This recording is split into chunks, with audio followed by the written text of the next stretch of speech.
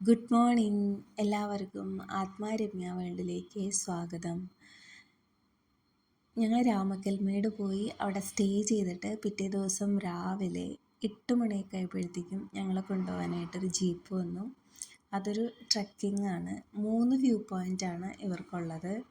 ഒന്ന് ആമപ്പാറ, പിന്നെ വേറൊരു ഹയ്യസ്റ്റ് ഒരു പോയിൻ്റ്, പിന്നെ നമ്മുടെ രാമക്കൽ പ്രതിമയുള്ള ആ കുറവൻ കുറത്തി മല, അവിടെയാണ് 3 വ്യൂ പോയിൻറ്റിലോട്ടാണ് നമ്മളെ കൊണ്ടുപോകുന്നത്. പക്ഷെ ഞങ്ങൾ ഓൾറെഡി കുറവൻ കുറത്തിമല തലേദിവസം വൈകിട്ട് കണ്ടതുകൊണ്ട് ഫസ്റ്റ് ആമപ്പാറയിലോട്ട് പോയി. ഞങ്ങളൊരു ഏകദേശം 8 മണിയോട് കൂടിയാണ് റൂമിൽ നിന്ന് പോകുന്നത്. അത് നല്ലൊരു കറക്റ്റ് ടൈമിംഗ് ആയിരുന്നു കേട്ടോ.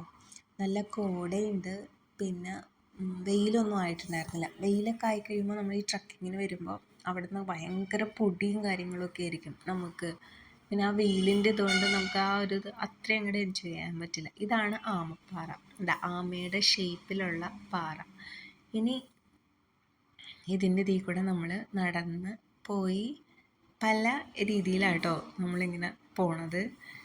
ആദ്യം ഇതിൻ്റെ ഇടുക്കി കൂടെ പോകുമ്പോൾ ചരിഞ്ഞ് വേണം പോകാനായിട്ട്. ഇതിൻ്റെ ഗ്യാപ്പ് ഇത്രയേ ഉള്ളൂ, നേരെ നമുക്ക് പോകാൻ പറ്റില്ല, അത്യാവശ്യം ഹൈറ്റ് ഉണ്ട്. അപ്പോൾ നമ്മളിങ്ങനെ ചരിഞ്ഞ് ആണ് അതിൻ്റെ ഉള്ളിൽ കൂടെ പോണത്. നമുക്ക് എന്തായാലും ഒരു പ്രാവശ്യം എക്സ്പീരിയൻസ് ചെയ്യാനുള്ള ഒരിതുണ്ട്.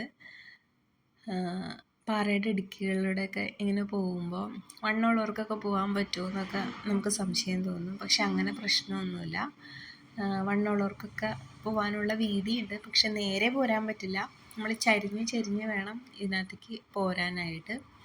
അപ്പോൾ ആദ്യം നമ്മളിങ്ങനെ ചരിഞ്ഞ് നമ്മൾ പുറത്തോട്ട് ഇങ്ങനെ പോകുന്നതിന് ശേഷം പിന്നെ അടുത്ത സ്റ്റെപ്പ് എന്താണെന്ന് നമ്മൾക്കിങ്ങനെ പോകുമ്പോൾ കൺഫ്യൂഷനാട്ടോ. ഇത് എങ്ങനെയായിരിക്കും അടുത്തത് പോകാമെന്നുള്ളത്. അത് കഴിഞ്ഞ് ഞങ്ങൾ അവിടെ ചെന്നപ്പോൾ കുറേ പേര് അവിടെ ഫോട്ടോഷൂട്ടും കാര്യങ്ങളൊക്കെ ആയിട്ട് നിന്നതുകൊണ്ട് ഞങ്ങൾക്ക് അടുത്ത മൂമെൻറ്റിന് പറ്റുന്നുണ്ടായിരുന്നില്ല. പിന്നെ പലയിടത്തും ഇതുപോലെ കുഴികൾ പോലെയുണ്ട്. ഫോണൊക്കെ നമ്മൾ യൂസ് ചെയ്യുമ്പോൾ താഴെ പോകാതെയൊക്കെ ശ്രദ്ധിക്കണം. നമുക്ക് വീഡിയോ എടുക്കണം, അന്ന് ഇതിൽ പോകാൻ വേണം. ചില സമയത്ത് പേടി തോന്നും അവിടെ നിന്നൊക്കെ നിൽക്കുമ്പോൾ. ഞാനാണെങ്കിൽ നടക്കുമ്പോൾ ഒന്നിങ്ങനെ തട്ടി വീഴണ കൂട്ടത്തില്ല, അതുകൊണ്ട് ഞാൻ അത്രയും കെയർ എടുത്താണ് അതിൽ കൂടെ പോയത്. ഇതാണ് അവിടെ നിന്നുള്ള ചെറിയൊരു വ്യൂ പോയിൻ്റ്. ഇത് ആമയുടെ തലഭാഗം കേട്ടോ. ഇനി നമ്മൾ കുനിഞ്ഞ് പോയിട്ട് ഇതുപോലെ ഇരുന്ന് നിരങ്ങി താഴെ ഒരു കല്ലുണ്ട്. ആ കല്ലിലോട്ട് പതുക്കെ ചാടി ഇങ്ങനെ ഇറങ്ങണം. ചാടി ഇറങ്ങി പിന്നെ അടുത്ത പോയിന്റ് എന്ന് വെച്ചിട്ടുണ്ടെങ്കിൽ കുഞ്ഞുങ്ങൾ ഇതുപോലെ എഴഞ്ഞ് പുറത്തോട്ട് വന്ന മാതിരി ഇങ്ങനെ പോകണം. പലരും പല രീതിയിലാണ് പുറത്തോട്ട് വന്നത്. ഞാൻ നിരങ്ങിയാണ് പുറത്തോട്ട് പോകുന്നത്. അങ്ങനെ ഓരോരുത്തരും അതിൽ കൂടെ ഇങ്ങനെ നിരങ്ങി പുറത്തേക്ക് പോകുന്നത് ഒരു പ്രാവശ്യം എക്സ്പീരിയൻസ് ചെയ്യാനുള്ളതുണ്ട് കേട്ടോ. നമ്മൾ ഭയങ്കര അഡ്വഞ്ചറൊന്നുമല്ല, എന്നാലും ചെറിയൊരു അഡ്വഞ്ചർ പോലെയായിട്ട് ആ പോകുന്ന ഓഫ് റോഡും അതുപോലെ തന്നെ പാൻറ്റ് താഴെ മുട്ടാതെ വളരെ അതിസാഹസികമായി പുറത്തോട്ട് വരും. അങ്ങനെ ഞങ്ങളെല്ലാവരും അതിൽ കൂടെ പുറത്തോട്ട് ഇങ്ങനെ പോകുന്നു.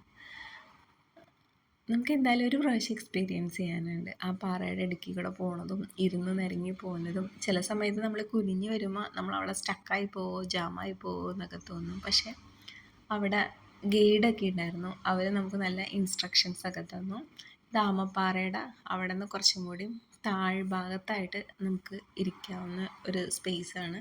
ഇവിടെ നിന്ന് നോക്കുമ്പോഴാണ് ആ ആമയുടെ ഷേപ്പ് നമുക്ക് മനസ്സിലാവുന്നത്. കണ്ടോ, തലയും പുറന്തോടും ഇതുപോലെ ആ ഒരു ഷേപ്പ് കൊണ്ടാണ് അതിനെ ആമപ്പാറ എന്ന് പറയുന്നത്.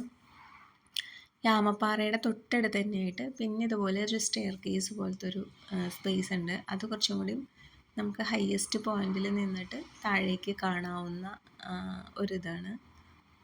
പിന്നെ ഞങ്ങൾ പോയ സമയം ഒരു വെക്കേഷൻ ടൈം ആയതുകൊണ്ട് ഒരുപാടല്ലെങ്കിലും അത്യാവശ്യം ടൂറിസ്റ്റ് ഉണ്ടായിരുന്നു. ഇവിടെ നിന്ന് നോക്കുമ്പോൾ ഇതാണ് നമ്മൾ ആ കയറിയ ആമപ്പാറ.